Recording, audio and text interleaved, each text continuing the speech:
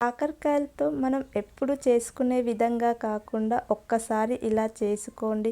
చేదనేది అస్సలు ఉండదు. కాకరకాయ తినని వాళ్ళకు కూడా ఇలా చేసి పెట్టండి, చాలా ఇష్టంగా తింటారు. మీ పిల్లలకు కూడా ఇలా చేసి పెట్టండి, చాలా ఇష్టంగా తింటారు. నేను పావు కేజీ కాకరకాయలను తీసుకొని కాకరకాయ మీద ఉన్న పొట్టుని పీలప్ చేసుకొని ఇలా కొబ్బరి తురిమే దాంతో సన్నగా తురుముకున్న.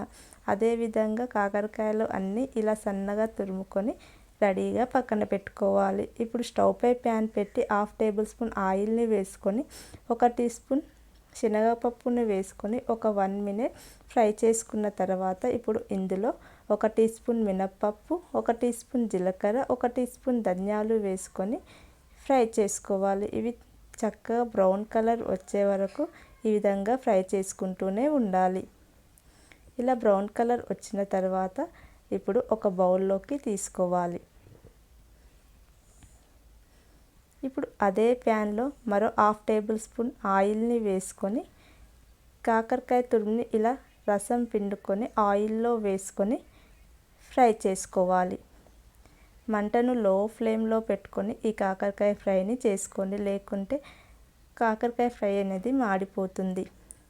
మీకు సరిగ్గా ఫ్రై కానట్టయితే మధ్య మధ్యలో ఆయిల్ పోసుకుంటూ ఫ్రై చేసుకోండి. ఇలా బ్రౌన్ కలర్ క్రిస్పీగా వచ్చే వరకు ఫ్రై చేసుకోండి. ఇప్పుడు స్టవ్ ఆఫ్ చేసుకొని పక్కన పెట్టుకోండి. ఇప్పుడు ఒక మిక్సీ జార్ తీసుకొని ఈ పప్పులను అందులో వేసుకొని మిక్సీ పట్టుకోండి.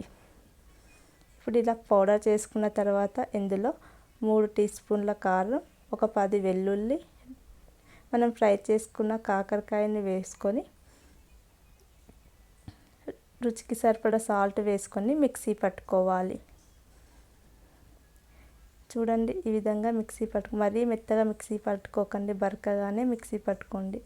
ఇప్పుడు ఒక ప్లేట్లోకి సర్వ్ చేసుకోండి. ఇంతేనండి, రెడీ అయిపోయింది. వేడి వేడి అన్నంలోకి వేసుకొని తినండి, చాలా బాగుంటుంది. నచ్చితే లైక్ చేయండి, షేర్ చేయండి, సబ్స్క్రైబ్ చేయండి.